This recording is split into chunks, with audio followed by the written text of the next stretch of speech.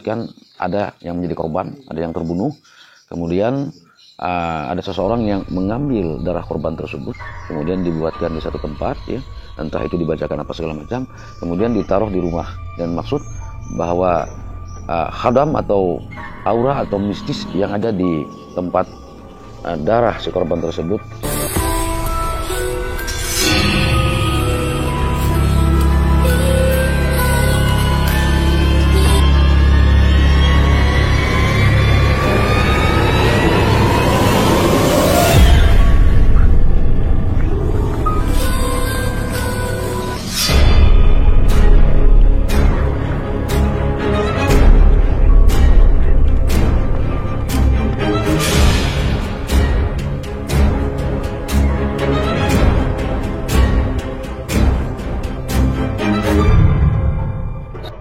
Assalamualaikum warahmatullahi wabarakatuh. Kembali lagi dengan Berkah 99, saya Julak Lakban.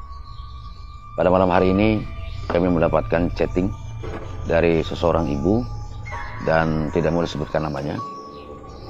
Beliau menceritakan hal-hal yang sangat mistis yang terjadi di rumah beliau, baik ketika rumah tersebut dibeli dan sampai sekarang beliau masih mendiami rumah tersebut, dan memang rumahnya sudah direhab. Saat ini saya berada di Gang Kolam. Kenapa saya katakan Gang Kolam? Karena memang dulu namanya ini Gang Kolam. Di belakang saya, mungkin di background saya, Anda bisa melihat ada penampakan sebuah rumah. Ya, benar. Dulu rumahnya tidak seperti ini. Dulu rumahnya berbentuk terbuat dari kayu. Ya, rumah yang bergaya dulu, namun memiliki keangkeran-keangkeran, memiliki aura mistis. Ada sebuah kepercayaan, ada sebuah cerita di daerah saya. Pada saat itu, entah tahun berapa, terjadilah tragedi perkelahian sehingga mengakibatkan ada yang menjadi korban, ada yang terbunuh, kemudian ada seseorang yang mengambil darah korban tersebut, kemudian dibuatkan di satu tempat, ya, entah itu dibacakan apa segala macam, kemudian ditaruh di rumah, dan maksud bahwa khadam atau aura atau mistis yang ada di tempat darah si korban tersebut diharapkan untuk bisa menjaga rumah apabila pemilik rumah bepergian. Singkat cerita, rumah tersebut dibeli oleh ibu yang tadinya menchatting kita untuk bisa menceritakan apa yang terjadi di rumah beliau. Kami sebut saja namanya ibu. Sebelum rumah tersebut dibeli, menurut informasi dari beberapa warga sekitar 90-an, bahwa memang rumah tersebut sering terdengar seperti orang baris berbaris, orang menghentakkan kaki, bisa juga terdengar seperti orang mengetuk pintu. Karena memang kalau menurut keterangan beliau, di tempat ini masih sepi, tidak seperti ini banyak sekali bangunan-bangunan. Terkadang juga bisa muncul seperti benda atau bola pingpong yang dilepaskan di lantai seperti bunyi tek tak begitu, ya.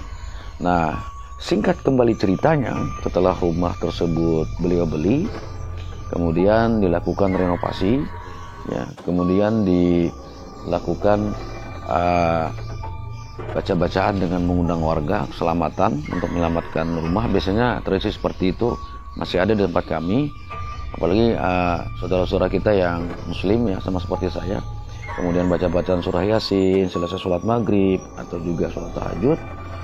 Menurut keterangan beliau, memang sudah tidak begitu ada lagi yang suara-suara sebagaimana rumah tersebut sebelum dibeli. Memang ada beberapa bulan, ya, sampai mungkin 9 bulan lah rumah tersebut setelah dibeli belum dilakukan rehab, hanya rehab-rehab kecil-kecilan saja. Menurut beliau juga sering terdengar hal-hal yang sangat aneh, baik itu di pagi hari, siang hari, malam hari.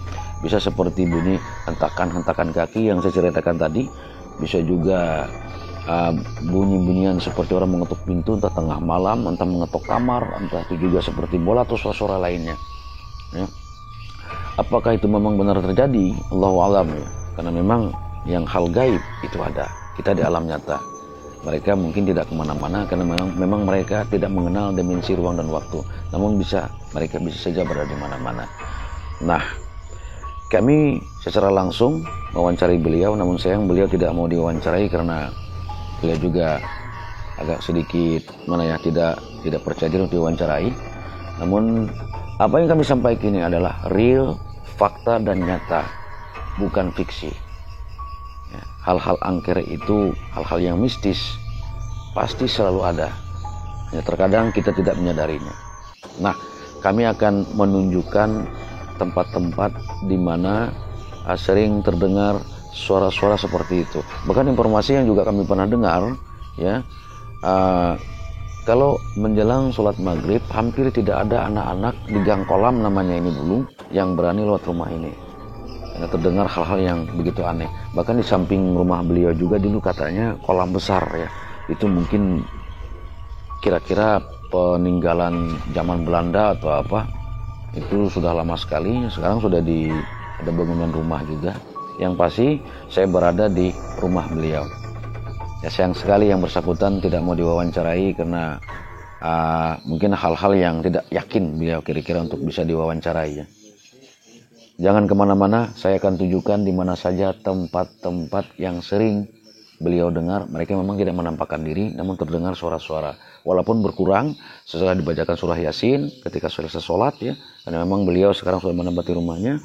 Yang di belakang saya ini sudah sangat wah sekali. Kalau dulu sudah seperti ini, dulu terdiri dari bangunan kayu. Ya, berkurang, namun mereka kadang-kadang masih menampakkan suara-suara, bahwa menyatakan bahwa mereka itu ada, namun mereka tidak mengganggu. Ya. Mungkin kalau saya mikir-mikir, tapi yang punya rumah sepertinya sudah terbiasa dengan itu. Saya akan tunjukkan sekali lagi ini, sudah berulang saya akan tunjukkan tempat-tempat yang sering menimbulkan suara-suara. Ayo ikuti saya. Assalamualaikum. Nah, kalau dulu tidak seperti ini, ya. Dulu kata beliau, sambil merinding ini, kayu. Jadi di situ kamarnya tidak di situ. Kalau dulu kamarnya sebelah sini. Nah, kalau sekarang sudah beliau beli rumahnya, dan terkadang mereka juga bisa menampakkan wujud dengan berbentuk suara-suara, ya. Entah itu ada yang mengetok pintu, ya, dan terkadang juga walaupun beliau dengan suami sedang santai-santai ngobrol, terdengar seperti bola pingpong yang kalau kita lepaskan di lantai seperti tek tek tek, seperti ada bola pingpong yang berjalan, ya. Terkadang juga seperti ada orang berjalan. Saya sudah mendapat izin dari punya rumah untuk minta izin masuk, ya. Kalau memang ada penampakan di kamera, berarti itu bukan kekuasaan saya tidak bisa seperti itu. Nah, jadi disinilah kalau menurut cerita beliau di sini luas, dan dapurnya di sebelah situ tuh, ya. Saya sudah mendapat izin dari yang punya rumah, ya. Nah, terkadang beliau juga mendengar suara-suara, ada hal yang lebih menarik, ya, yang dispenser.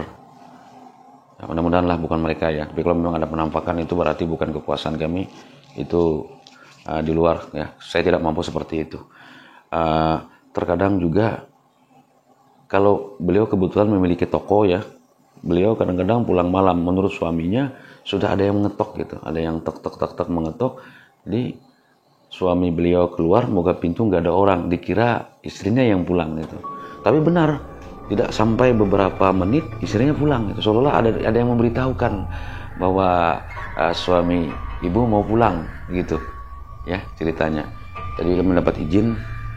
Nah, sahabat YouTube Berkah 99, seperti yang saya katakan dari awal, ketika kami selesai syuting, menceritakan real, mistis, ya, dari sahabat saya yang minta diceritakan pengalaman-pengalaman mistisnya ketika mancing.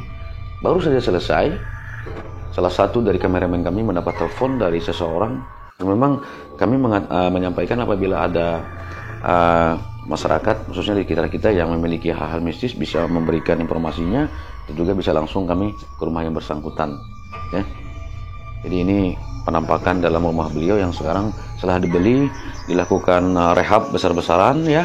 Kemudian karena beliau seorang muslim, kemudian beliau mengundang warga untuk membaca-baca surah-surah Al-Quran untuk ya paling tidak rumah ini bisa tenang ya. Namun menurut cerita beliau sampai sekarang juga kadang-kadang ada suara-suara yang bukan menampakkan wujudnya, tapi suara-suara seperti orang berjalan, kemudian seperti ada yang mengetok pintu, kemudian seperti ada bola ya yang dijatuhkan ke lantai, tok tok tok. Baik, ketika beliau sedang santai bersama dengan suami beliau ya. Mohon izin Pak, mohon izin. Nah itu suami beliau ada keluar ya. Jadi kebetulan sebenarnya kami ingin wawancara dengan istri beliau, tapi dengan yang pemilik rumah ya. Tapi karena beliau takut katanya akan ngeri juga. Tapi kami tidak bermaksud mengundang, kami hanya menceritakan kepada sahabat-sahabat YouTube, sahabat Julak Lakban Berkah 99, bahwa apa yang kami sampaikan ini adalah bukan rekayasa. Kami bisa mendengarkan secara langsung dari saksi hidup yang mengalami kejadian-kejadian mistis dimanapun saja, siapapun mereka, atau bisa saja kami langsung ke tempat TKP. Namun kami juga mempertimbangkan hal-hal lain, karena kami bukan orang yang bisa mendatangkan mereka, karena kami bukan orang yang bisa menghadirkan mereka. Kami semata-mata hanya ingin bercerita bahwa mereka itu ada, bahwa di Kalimantan kemistisan itu masih ada, aura-aura mistis itu masih ada. Sampai bertemu dengan saya Julak Lakban Berkah 99. Ingatkan kepada anda semuanya, mereka tidak berada di mana-mana. Mereka bisa aja berada di mana-mana. Itu bukan rekayasa, real, bukan fiksi. Alam Kalimantan memang menyimpan aura-aura mistis. Saya ingatkan kembali, mereka tidak kemana-mana. Mungkin di samping anda. Saya Julak Lakban, sampai di sini dulu. Assalamualaikum warahmatullahi wabarakatuh.